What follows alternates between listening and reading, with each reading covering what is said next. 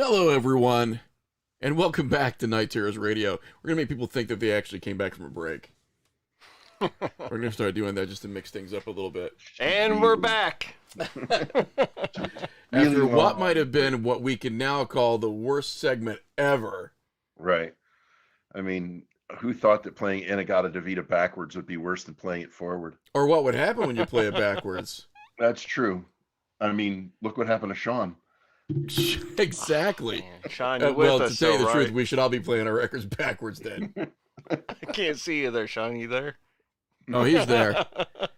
He's there. Yeah. I think he might have like a cowl or something on. I'm not for sure. I want to thank everybody for tuning in tonight. This is Night Terrors Radio. As ever, I am Ash Hamilton of horror-fix.com. I've got Rob Pastilli, our East Coast correspondent, and here with me in the studio, as ever, the vigilant Brett Blakely. Tonight we'll be doing the year in review, those things that shaped us during the year of 2021.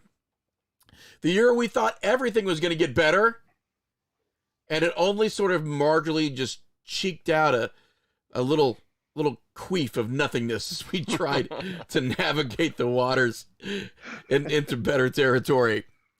So how's everybody doing tonight, by the way? Is everybody ready for the holiday? Does anybody do anything for the holiday? Anybody have anything huge planned? Or are we just avoiding getting on the road? As we get older, that's like what we do now, right? We just avoid being on the road at certain times? It's just amateur night. Yeah. I mean, you know, it's amateur night. Yeah.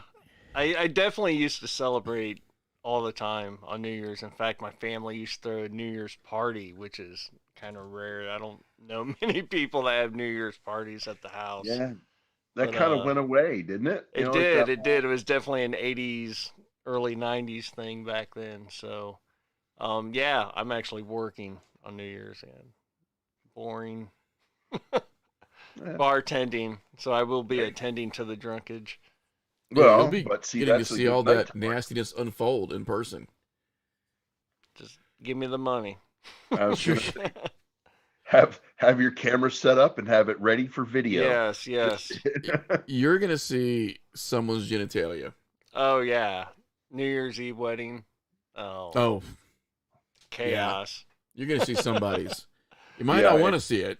No. It might not want to be in see the you, bathroom. but it's going to happen.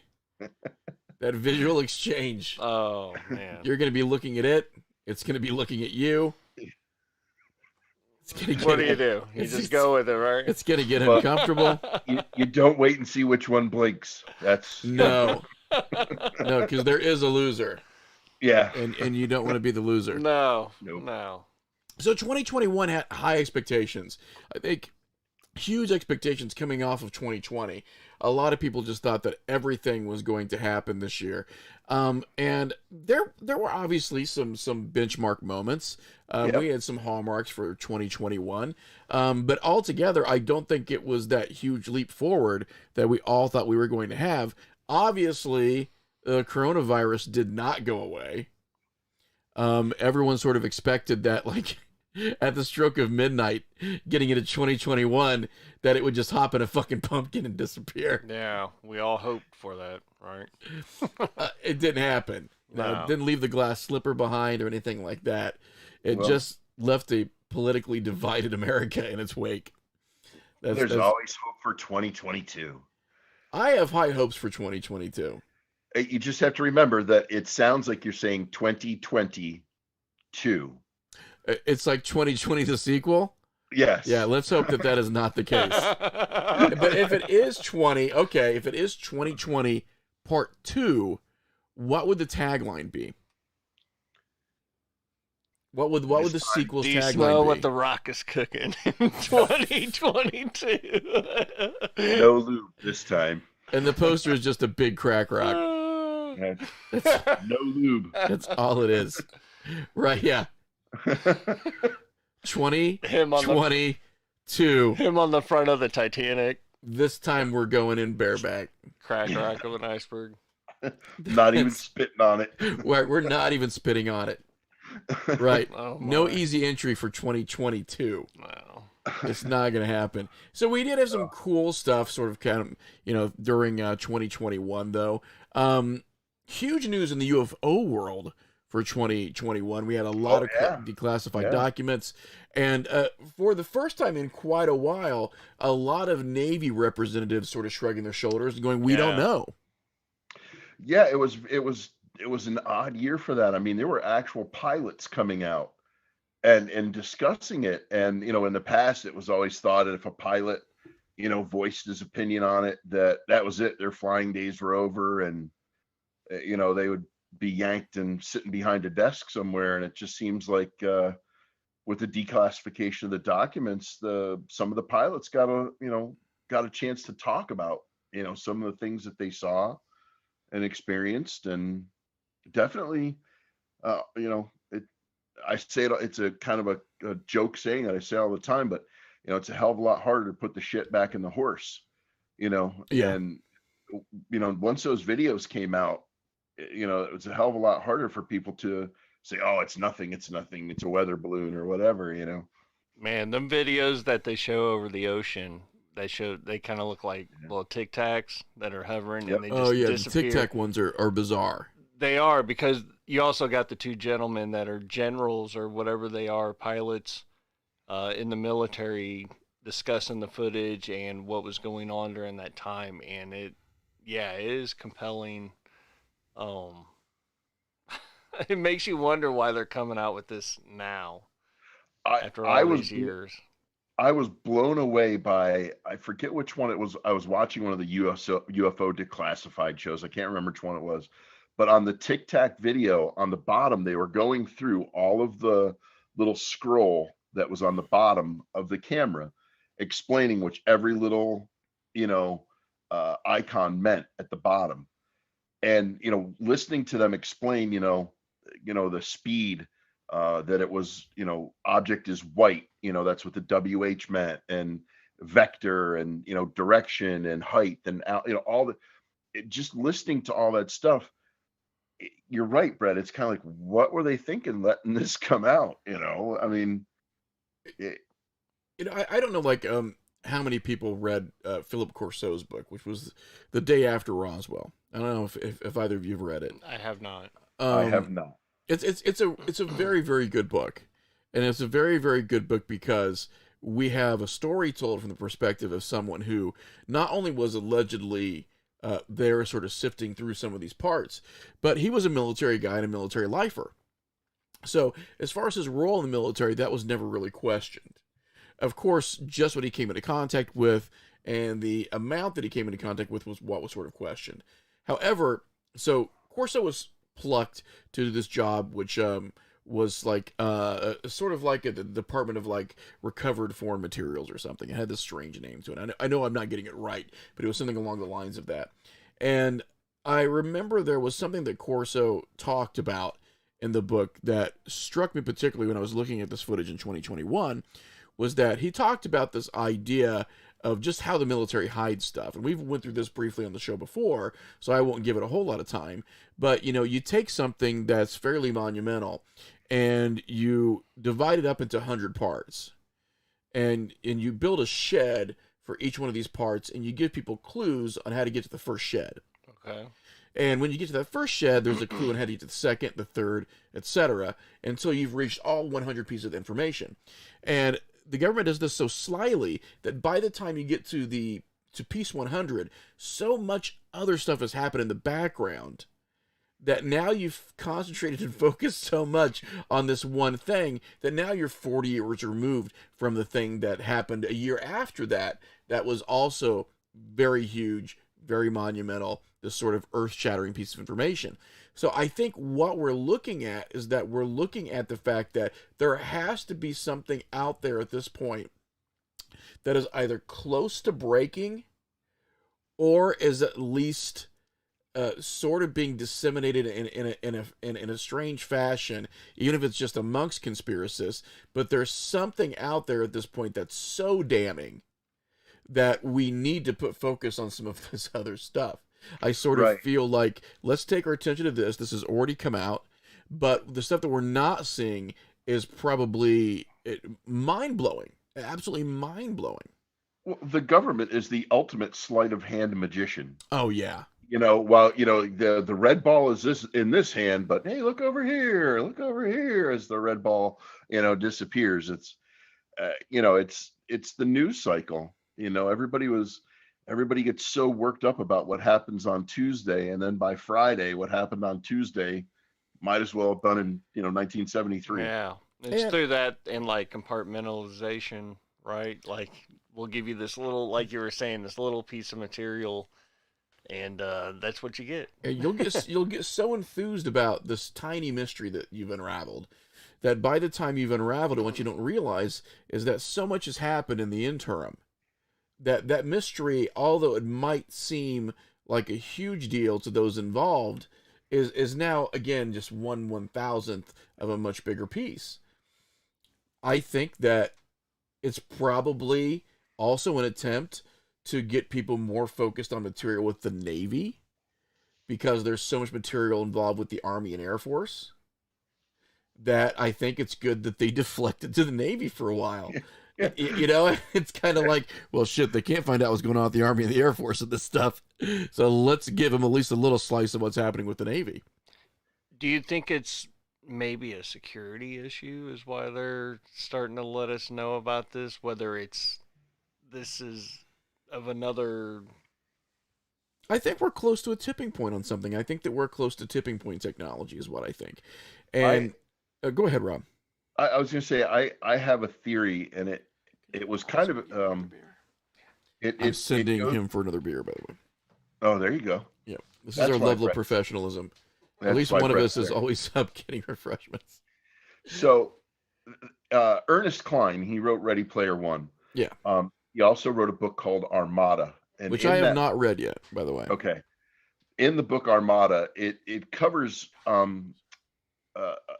a theory that was brought out, and I think it was Eric Daniken that brought it out.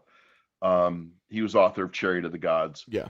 But he brought it out as a desensitization, forget it, to desensitize us to alien visitation. Essentially, they're like, 1966, Star Trek hits the airwaves. 1977, Star Wars comes out. In Close Encounters of the Third Kind, and it goes through all these things, and it's essentially, it goes through how mass media is desensitizing us. I got it that time to the thought that alien contact is there or possible, and the theory that I believe I'm almost positive it was Daniken that broke it out. He was saying that they're doing this so that we see it in everyday culture, so that when it does happen, we don't like flip the fuck out and like we're like, oh, hey, that's why they've kind of spilled it a little bit at a time. And even jokingly, it was in the movie Paul. Yeah. Where the same idea, where he was saying, why do you think they all look like me? It's because, that way when you see me, but it's kind of that whole theory. I think that's, call me crazy. I'm fine with it. I've been told, been called other things, but it's getting us to not freak out so much about it, I think we're getting also, I think we're getting close to a couple of things from a technological perspective. One of which is, I think we're getting close to more private companies developing space travel, and we're seeing that. Yep. Um, Elon Musk and his penis going up into space. exactly. And we're seeing not only that, but we're seeing, and again, we're obviously not seeing average citizens, but we're seeing private citizens getting their Wonka golden tickets. They're going up. Yep. Which means we're getting people not associated, first of all, or not directly associated with a political party, or directly associated, at least on the books, with the government organization, going up. Yep. And people who have a lot of wealth. Because let's face it, the only people that really can challenge government paradigms are the people who pay the government. Right. Yeah.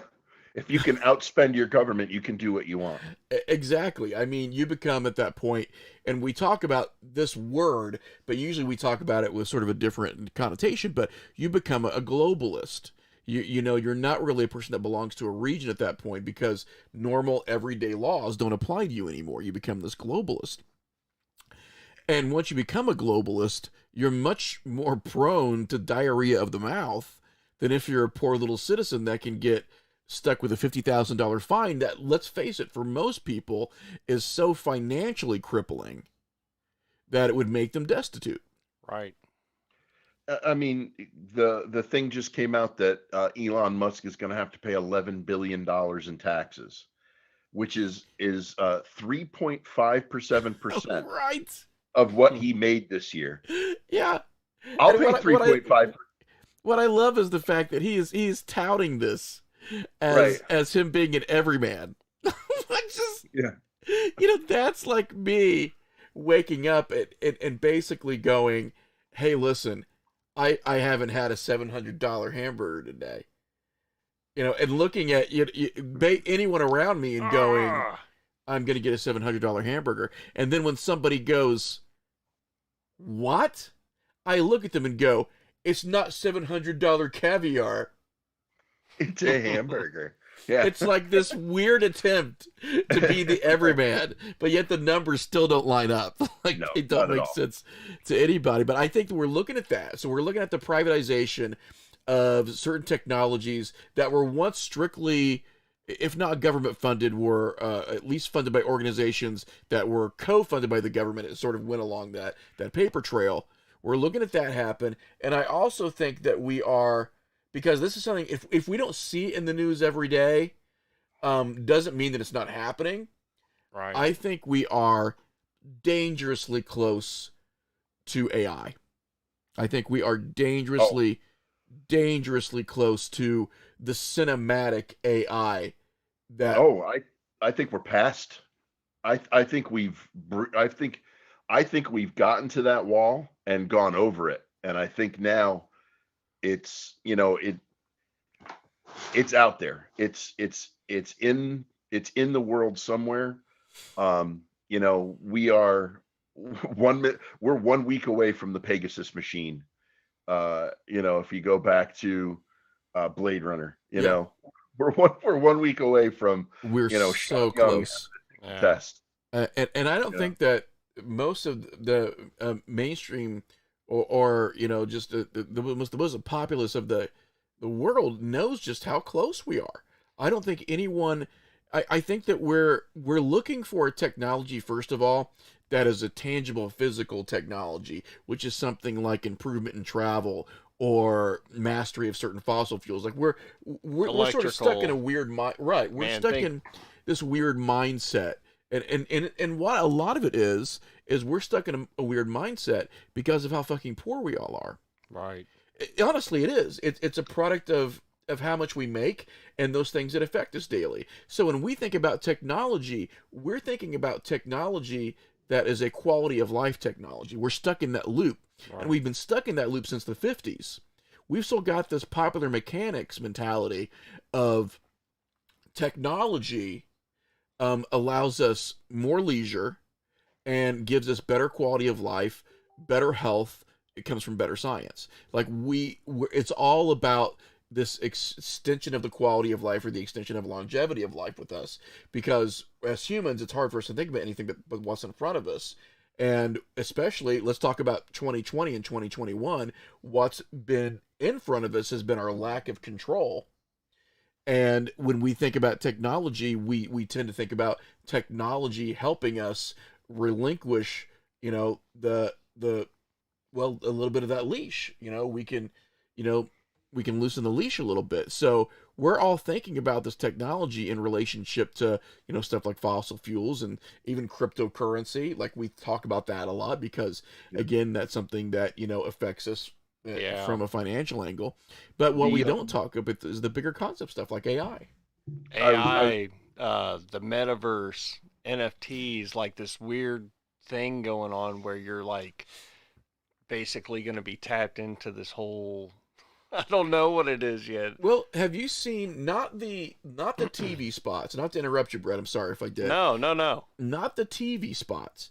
But has anyone seen the longer promos that Zuckerberg did for Meta? I haven't. I would like to now, though. Okay, so this is the stuff, and this is of particular interest to you, Rob, because it is undoubtedly modeled after Ready Player One. Yep. Like, he is taking a page from the playbook, and he is directly telling us, listen, your life here sucks. I get it.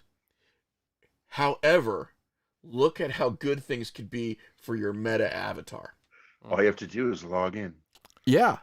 There's a big focus. So all of those sort of keynote, public, speeches he's done, everything as far as showing this new technology, like everybody thinks that the Meta is just like a cool new, we're going to break the current marketing paradigm of Facebook. We're giving it a cool new name and it's going to reinvent itself. But what we're really doing is that we're, and again, I can't help but think, and I know I need to actually talk about 2021 here, and I'll get off the soapbox soon, but I can't help but think that this is another way of saying you have no way to change your situation. You have absolutely no way to change it. But here's what you can do. We can put a layer on top of it, and you can change that one. I want to just jump in real quick on I read an article, and I want to say it was Germany that did the study.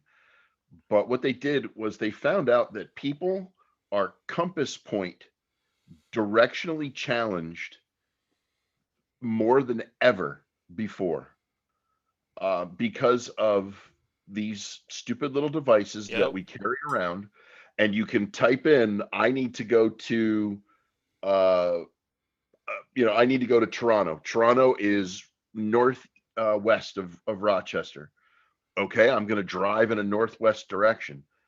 They did this study and found out that most people have no idea that where north is, where south is. Yeah, they're just compass point directionally challenged to the point where if they're in a city, they can't tell by shadows coming off of buildings whether it's east or west.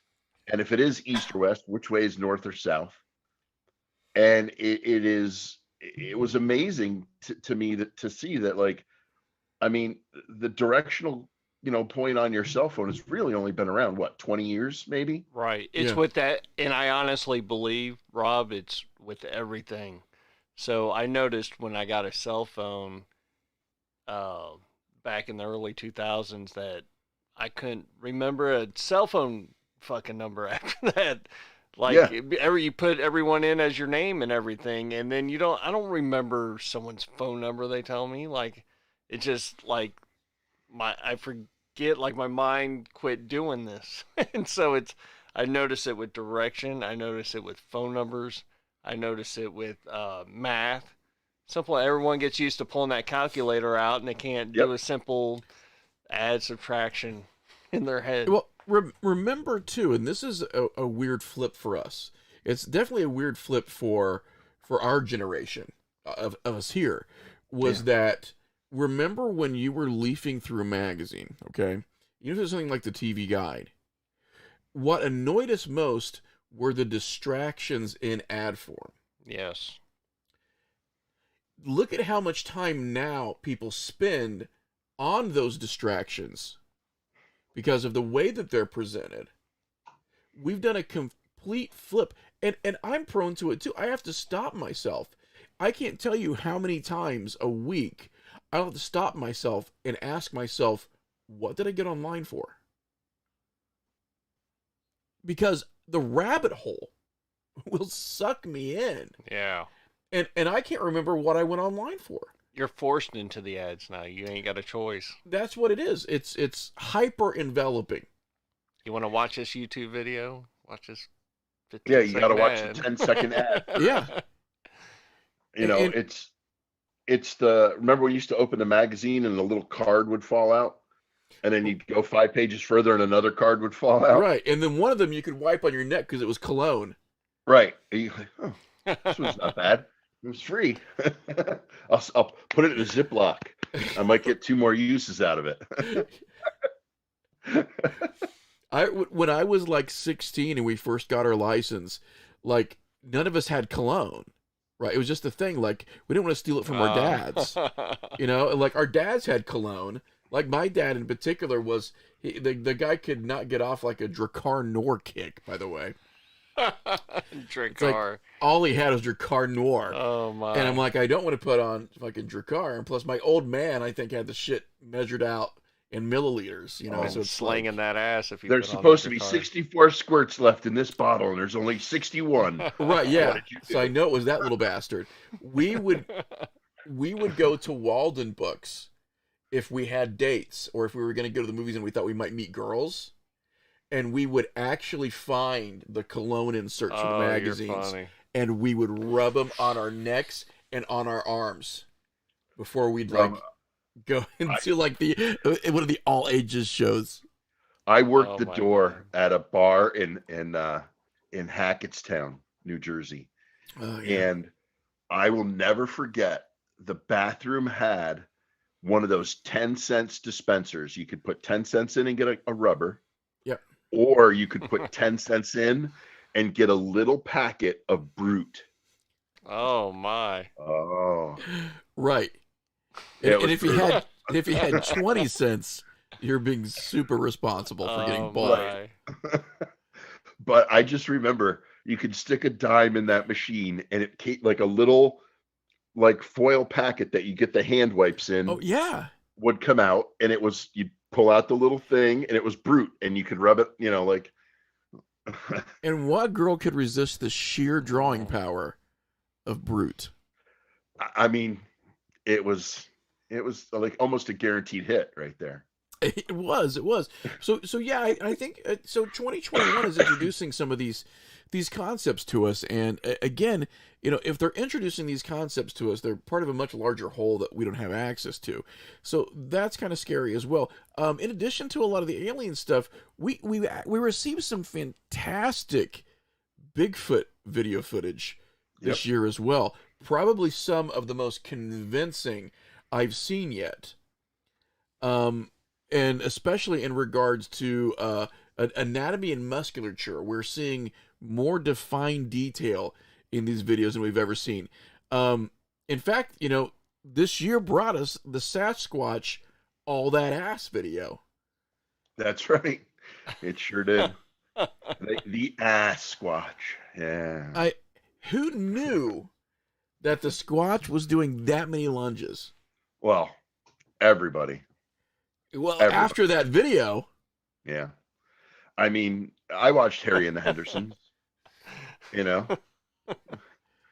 man, I tell you what, you know, you hate to witness Bigfoot, but you don't mind watch him walking away. That's Nope. right. you don't want to see him coming at you, but walking away. All right. So we've seen some great Bigfoot videos as well this year. So 2021 has been an interesting year. It's also been an interesting year for entertainment too. So we sort of have to Pop talk about culture. pop culture has seen some interesting changes, some changes that I think is forever changing the way that we have the ritual of seeing film. You know, has changed in 2021. I never thought, and even from someone who looks at a lot of these trends, I never thought that we would see tentpole franchise films air on cable networks the same day as they were in theaters. Like I never thought we would see that. Right. It, you know, that the whole, you know, direct to streaming, you know, HBO Max, Disney Plus, you know, that you got to hand it to them. You know, when theaters were still kind of struggling and not really back to open, and you know, they figured out a way to get the product out there. And you know, that leads me to one of my bests of 2021, and that was, you know, you and I and Brett and Sean, you know, not to belabor the point, but I was terrified of Ghostbusters Afterlife. Terrified that it was Right. going to be, you know, the 2016 thing all over again. Yeah. And then with every time they went up, I know we said it was going to be summer 2020, but it's actually going to be October 2020, and then it was December 2020, and then it was April 2021, and every time it got pushed back, my anxiety with it just got like, you know. And then I mean, you are close to being a Ghostbusters super fan, Rob. well, a little. Yeah. So I mean, and I love the franchise. I really do. But I mean, you have some very strong opinions on the Ghostbusters franchise and some of the pitfalls of them trying to revive it. Yep. And I think, you know, again, it's that, you know, the 2021 gift. You know, I mean, yeah, it was 2020 all over again. You know, we didn't get rid of COVID. Okay, but look at the advances that we did make in it. All right. I mean, right now, current numbers, I think we're 62% fully vaccinated in the country. I mean, we're talking another, you know, if 15 to 20 more million people jump on board that train, you know, we're looking at approaching a herd immunity kind of thing. You know, the hospitals, yes, they're overcrowded, but they're learning how to deal with it better. You know, we have so many advances on the medical front that came out of COVID, you know, not just, you know, the vaccines, but like the whole idea of, you know, nation coming together, putting ventilators together, you know, stopping this and doing that. It was almost that, you know, World War II feel where, okay, we're not going to build cars anymore. We're going to build tanks, you know, or whatever we need to do, we were willing to do it. And I think 2021 had that feel. And, you know, we come back to like pop culture. Like we were gifted with a lot of things this year in pop culture. You know, we were gifted with, you know, some amazing franchise endings and some amazing franchise beginnings.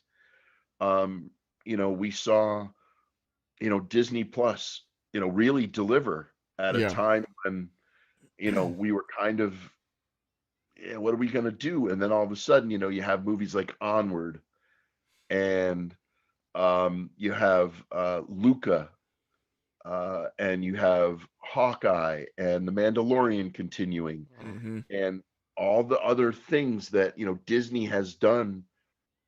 It's like we were talking about, Brett. It's like, hey, look over here, you know, because what's over here kind of sucks. We're kind of looking over here. But we did have that. We did have those cool distractions this year. You know, we got back into movie theaters. You know, you guys, you know, created a movie that was, you know, all over the Midwest, and, you know, being able to go to Comic-Cons and Paracons and things like that didn't even happen for a year and a half. Yeah, we saw a lot of that this year. We saw people, I mean, at least dipping their toes back into this idea of congregation, you know, because, you know, a lot of us are still terrified. You know, it's like every time we think that we've sort of combated this thing, or, you know, and this is like regardless of what your feelings are on it, like regardless of what everyone's feelings are, something's killing people. Right. Yep.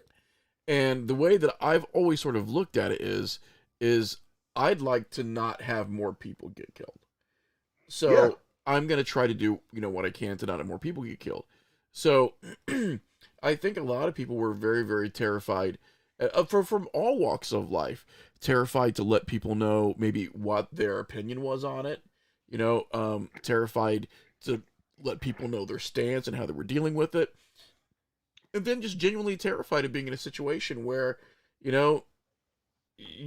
don't think that you're going to get something that has the attributes of a common cold or the flu and die from it. So to see people sort of try to get back together, at least, and in a fashion where they were doing it with precautions, was pretty inspiring. When we would go someplace and you go, okay, we're doing it, we're trying it. It's like it might not last, it might not work, but we're doing it and we're trying it. But that's the whole thing, man. Speed bumps. It's a speed bump. It's not a brick wall. Baby steps, one foot in front of the other. Just keep 2020, going, whatever it takes. Yeah, 2020 didn't end the world. Yeah. It just ended how we were doing things up to that point. Wow. And now we're baby stepping, man. I'm doing the work. I'm not a slacker.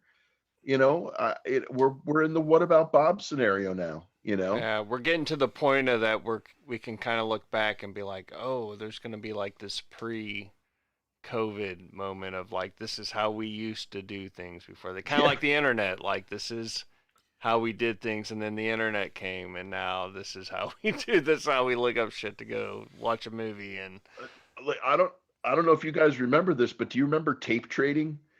I mean, I don't know. You guys are a little bit younger than me, but I remember tape trading as a kid. Like, I got Star Wars. What do you got?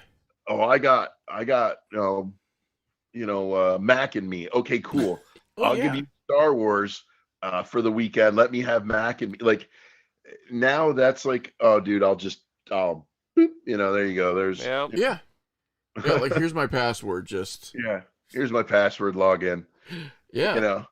No, I had a lot of I had a lot of videotapes. Like as a kid, there were a lot of things that I've always been a guy that when I love something, I tend to surround myself with. I mean, obviously, from my office, but when it comes to movies, it's like I can't get enough of some movies. I might watch it 100 times. Dude, I got a question for both you guys. So, is it about the really weird werewolf discussion that we had earlier? No, it's even weirder. Right?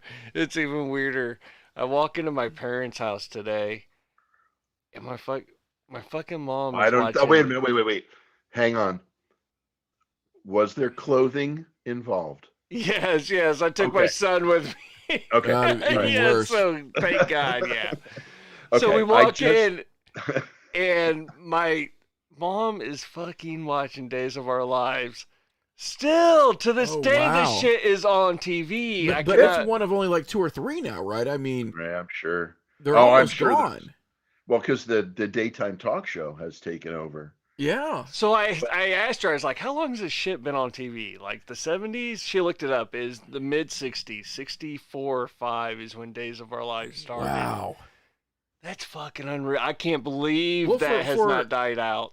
Well, for a storyline, which, I mean, it is still like a linear storyline because they're following families, they're following characters.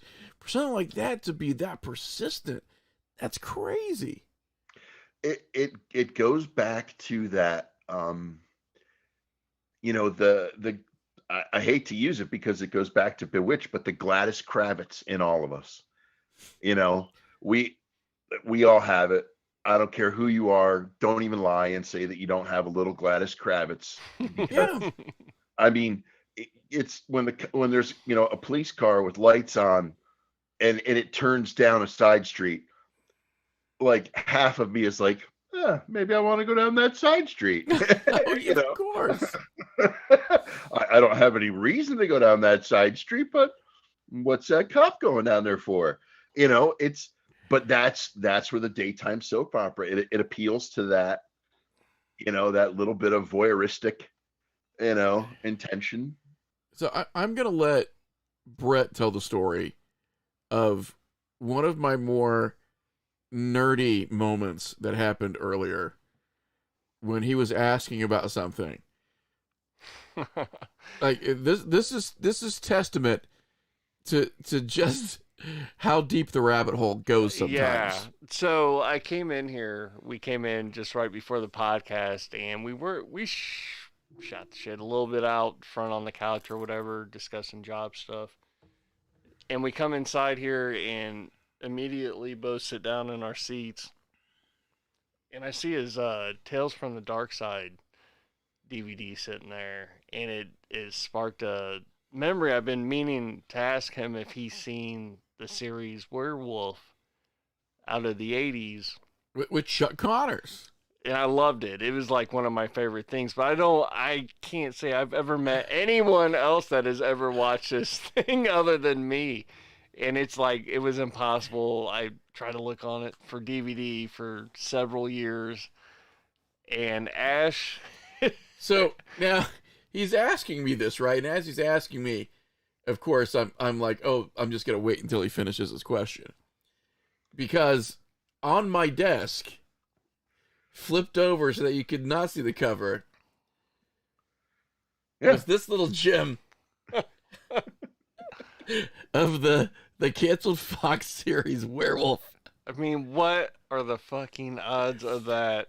I got to, like, for once, play the part of the guy where someone comes into his office, and goes, I really don't know exactly what that was. Was that Sanskrit? And then I just casually leaf through a book that I have. Yeah. And I open it up and I'm like, oh, this isn't good. And then I see the exact same passage in Sanskrit. Well, here's the thing.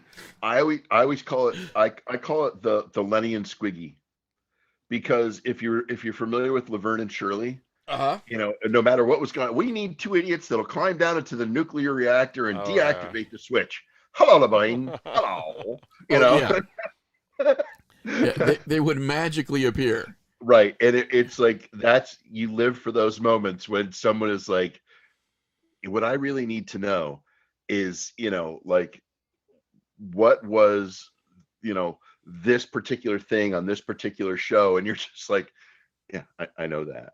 Yeah, just right on the desk. Yeah. Just Hello, sitting right on my desk. It's like, do you mean this, Brett? It is, yeah, that is exactly what you did, and flipped it up, and I was just like, what? And it's in DVD? Now I'm not going to say that it is an officially licensed copy of Werewolf. Okay. I'm going to Allegedly. throw one at you. Allegedly. I have been looking for a way. I finally found like one or two episodes on YouTube, but it was a show when I was a child called Quark.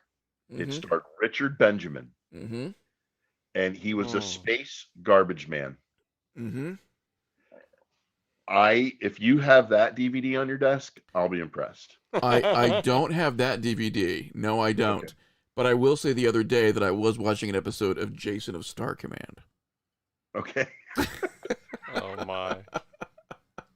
All right, now we're getting into, like, the good stuff. With Sid Haig. That's what many people don't remember, is that Captain Spaulding, Sid Haig, was in Jason of Star Command. Yep. With hair. Yeah.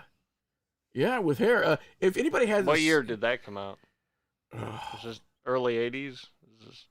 No. I think Jason of Star Command was mid to late 70s. Yeah, it was. It came out right around the time when we were getting, hit with, like, Star Wars, the Star Trek movie. Yeah. It was all in that little window right in there. Yeah. Red Dwarf. Was it BBC was doing Red Dwarf, right? Yeah. Yeah, they all kind of came out around that, So, and by the way, if no one has seen it, there's a documentary that was done in 2000, just because we're talking about Sid Haig. There's a documentary that was done in 2010 that talks about the exploitation films that were shot in the Philippines during the 70s. These were the films that had, like, Pam Grier in them. Like, Pam Grier did a lot of these, 70s exploitation films. And a lot of them were largely shot, like, in the Philippines because it was super cheap to make them there. But it's called, Machete Maidens Unleashed. Ooh, Wow. nice. I will be looking that up. Now, if you're wanting to watch it on the DL, there's a copy on YouTube. Otherwise, you're going to pay like $15 to $20 for it. But there's a copy on YouTube, and it's the full film, and it's nice and high def too, so it's a nice copy. But it goes through all those early films with Sid Haig, Pam Grier. Goes into what was it like? I'm trying to think of some of the films, which was like the creature that dripped yellow blood, stuff that was like the really really really cheap stuff that like this we didn't even know was happening in the States. It just got released in the States, and made a dime here, but made its money back because everything was so inexpensive to make in the Philippines. But there's a lot of great interviews in that. Guys like Joe Dante. John Landis. Well, he got his start doing that stuff. Yeah, Right. yeah. A lot of these guys under the Corman banner. Yeah, he got his start being a showrunner on those cheap, $10 movie sets. And all these guys are being. Well, the great thing about it is that when you watch some of these interviews, especially if you watch interviews of like Landis about American Werewolf in London, like he's a little bit like reined in, because it's very specific about the production. But like when you get a lot of these guys who are now, like in their 70s, talking about the stuff that they would do, like on these really small production films, like they totally let loose. Like they totally let loose of what a shit show it is. And to see them just sitting there like laughing and just reminiscing about it is extremely heartwarming. Like there's a ton of sentiment in this documentary. So if you just like bad movies, and you like seeing like how bad movies were made, like Machete Maidens Unleashed is a great documentary to see it. And also, if you like boobs, it's a great documentary because all of these movies in the Philippines, like that was their big thing. You had to have a monster, you had to have guns, and you had to have boobs. So and snakes. Yeah, tons of snakes. Snakes everywhere. Tons of snakes. But yeah, I just had to add that, especially because in 2022, a lot of those movies are actually getting re-released. Kino Lorber, the company, Oh, really? Yeah, that does a lot of restoration of old films and old exploitation films. I think just bought a few of them. God, that's like the best. Sit around Saturday afternoon, watch old films. I had a conversation today with Brian, friend of mine, and we were talking about,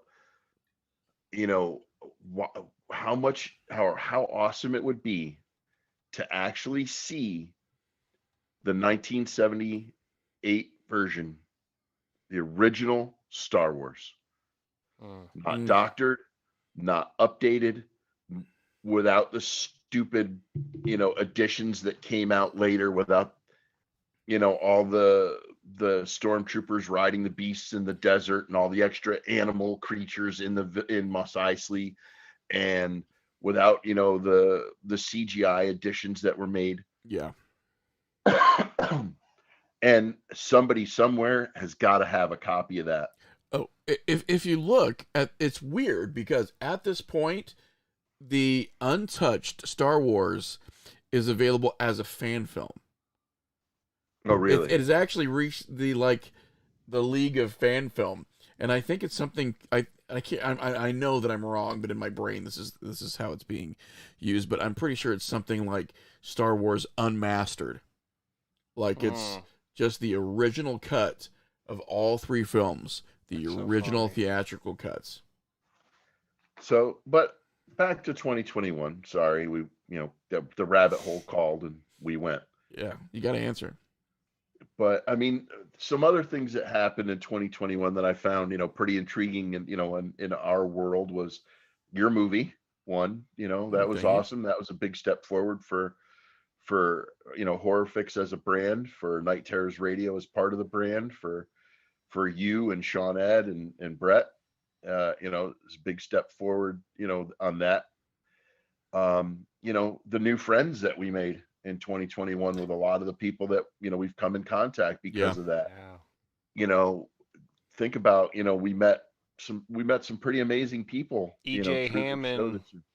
She's EJ. one of the Oh, first EJ was ones for great. me, so Yeah, Jeff she sticks out. Ignatowski. Jeff, I met Eric Wood. Eric, Uh, we met. We had some great conversations with some really cool people this year, and expanded a little bit more on some of what we know, and learned a little bit more from other people. And you look at 2021 from that aspect, we had a good year. We really did. I mean, we have that rare opportunity, and and this is something that I'm very grateful for. We have that rare opportunity with just a tiny bit of technology, the ability to reach out and contact people and have what I consider are very heartfelt, very uh, very positive conversations that normally you don't get the opportunity to have. We're able to reach out to people and say, "Hey, I want to hear you talk for an hour," and that's just not something that unfortunately everyone gets to do. We're really in a fantastic position, especially with the technology and what we have, to be able to reach out to these people and be in their lives for one evening, and have them come into ours. yeah. And that's a pretty fantastic thing. I actually just got Jeff's game today. It came in. So Oh, we actually awesome. received that today. We received Killers the card game today. And I There you haven't even had a go. chance to open it up yet. Yes, thank you, Jeff. Thank you, everyone that's been on the show. I mean, that's what makes this, right? To be able to interview these people, get different aspects on film on all these different parts of life and what we talk about. Yeah, because if you leave it to us, you're going to end up with stupid conversations Oh like, yeah, Spider-Man and Yeah, Iris Spiderman. Ira J. Spiderman. I did have a couple, besides, I keep forgetting that I made like a movie this year, but other things that really sort of were bucket list items for me was that I was actually featured on two movie commentaries that are like favorite movies of mine that I never thought in a million years that I would like be part of their history. I never thought that would happen. I was featured on the Blu-ray commentary for Transylvania 65000, and I was featured on the Blu-ray commentary for Reform School Girls. Like yeah, I that is never awesome, man. thought in a million years that would be something that I would like add to my resume. I just never it never occurred to me that at some point in time someone would be like, this guy knows enough about these old films that we're gonna have him talk over the film about like what the film like meant and certain things that happened in it and the production and the actors and everything. And it's been great. We're talking about 2021, but something to expect in 2022, and I can't go into the details yet, but I have been tapped by another company for a couple circa 70s releases that are coming out to do the commentary for those as well. So it's been an interesting year. Yeah, it's interesting. For me, it's great because I can just sit and watch the movie and bullshit about it the way I would if I just had somebody over on the couch, but I'm recording it, and then somebody somewhere, I guess, is listening to go, who the fuck is this guy? Yeah. This guy's a fucking asshole. Like, who the hell is this guy?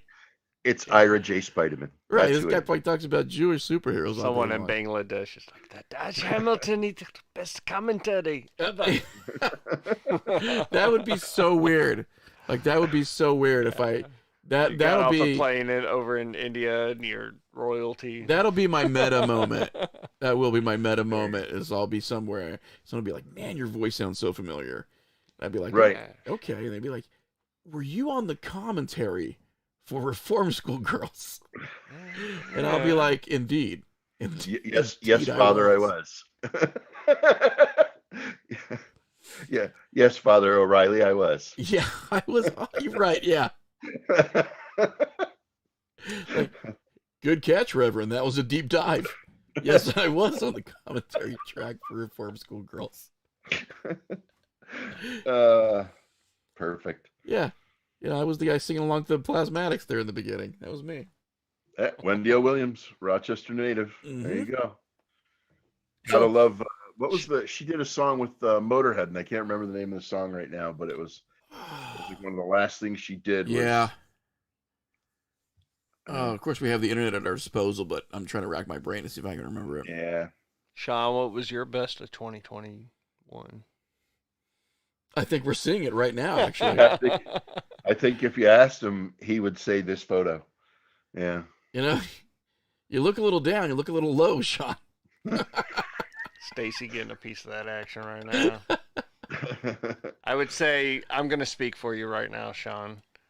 If this was my best of 2021, it would be getting engaged to Stacy, my co-partner in crime. That happened, for Oh, Sean. yeah. That's a Yeah. very monumental thing. Might I say that Sean's picture? Congratulations to both of you. Might I say that Sean's picture tonight looks like somebody turned Snoopy into a speed bag. Fucking, I'd marry that too. Marry that crotch. Wow. That is the one thing that I absolutely love about Brett, is that he will go like a heat-seeking missile to the blunt center of it. It's where I'm like, it looks like somebody's been speed bagging Snoopy, and Brett will be like, look at that dick. Would you just look at it? Like, look at that big uncut cock. Just take it in. Look at it. Yeah, no pun intended. Exactly. So 2021 obviously is, it's going fast. We've got 2022 waiting in the wings. What are we looking forward to? I mean, and this can even be like a prediction. What are we looking forward to in 2022, each one of us? Wow. Man, I would love to get back out in the field. I have not, I've not been investigating for a year and a half. We've been helping clients where we can, little bits and pieces, but God, I'd love to get back out in the field and get back into, getting into some people's homes that are having some troubles and trying to help solve them. I'm looking forward to, getting all four of us in one place together. Somehow if we can do that, that would be that's a lot of fun.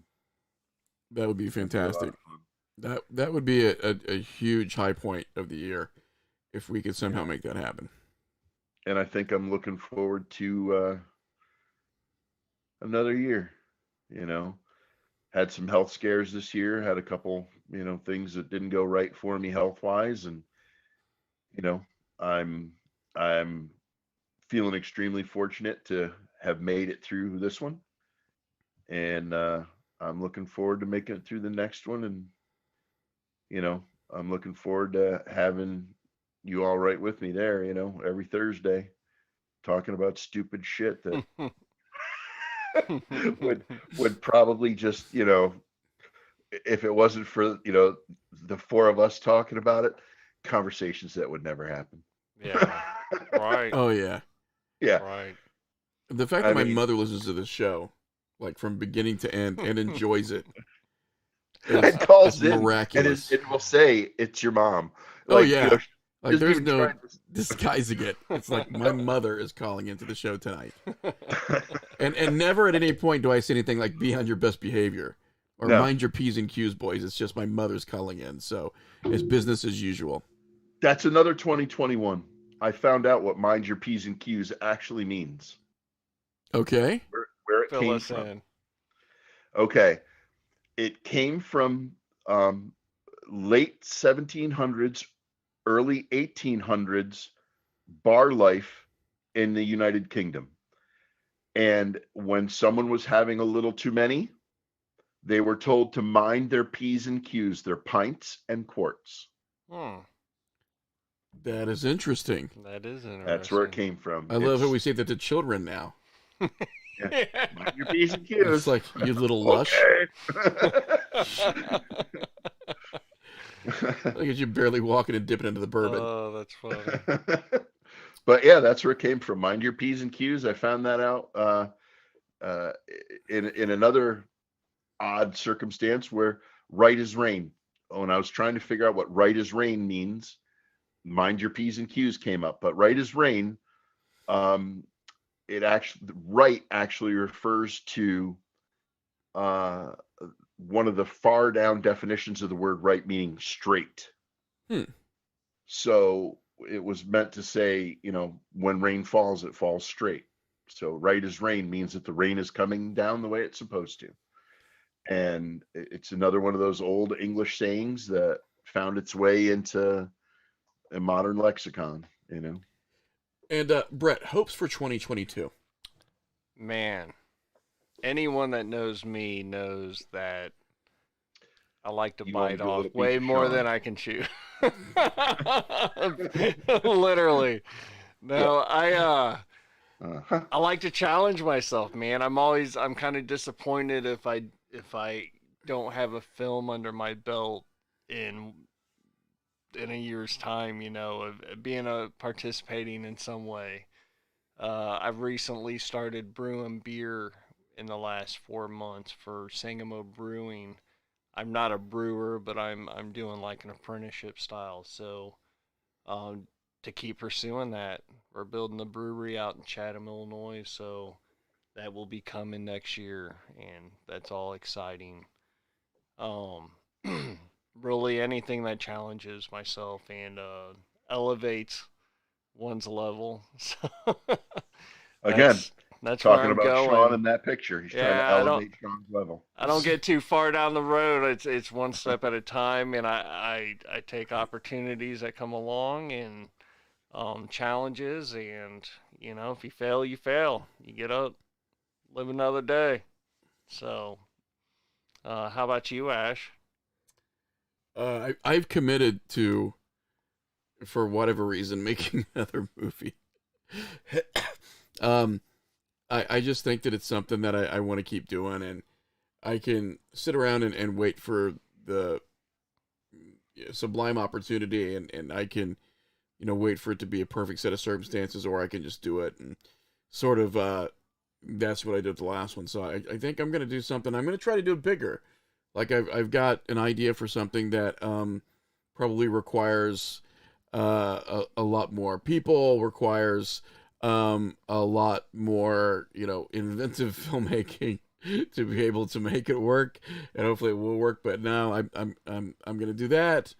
I'm looking at some different stuff, like different stuff this year. Maybe getting back into more like some traditional writing. I used to like to write when I was younger, and that's something that strangely I kind of would like to pursue more of as a relaxation kind of thing, is to be able to maybe tell some stories that I don't have any agenda with, that's just telling stories for telling stories, and Right. doing that, maybe if anything just to keep my mind sharp, and you know lead myself into new narratives and stuff. So that's something that I kind of want to do, and just try to be like a better dad and stuff. Like I always try to be a better dad. Like that's something every year I sort of look at. So Sure. how I can do that, how I can, be supportive of my family and what they want to do, and at the same time have us all try to accomplish something that we're looking forward to. So Wow. yeah, but I'll do nothing that selfless, mind you. Like I have every intention, but I'll probably just make a movie. I mean, we're all here because we're dreamers. We want something bigger, better. It's the rainbow connection: the lover, the dreamer, and me. That's right. Dun, dun, dun, dun, dun, dun, dun. Right now, I'm picturing Kermit riding the bicycle. That's what it is, right? Yeah. It's- Why are there so many songs about rainbows? Yeah, that's how it starts. Yeah, that's exactly where we are. All right, it's as usual the fastest hour on the internet. I want to thank everybody who was chiming in tonight, everybody who was able to listen to us, watch us. We're going to be posting some new shows, letting people know what we've got going on. We've got some great guests coming up in the month of January. Oh, So yeah. 2022 is going to be a complete and total blast for us. Right now, we've got, I think we've got Gina Fava, Right? author, on January 13th. Mm-hmm. We've got Is Dennis Monica Preston? Kempsky, who is part of the Rush City riots in the Queen City Roller Derby. She's going to come in and school us all on the rules of roller derby. Oh, Then Derby we've girl. got I forgot his name. Sean just booked him. Dennis Preston. Dennis Preston, Mhm. he's going to be coming on the 27th. So I mean, we've got some shows Those that are great shows already. Oh yeah, yeah, man. and It's we're gonna kicking be off. fantastic. We're going to kick off 2022 the right way. We're going to have some fun. We're going to talk about silly shit like we always do. And you guys need to start calling in and talking about the silly shit with us. Yes. And we'll leave this with a little bit of a Rainbow Connection. Yeah. So we do. All right. Thanks, everyone. Have yourself a fantastic night.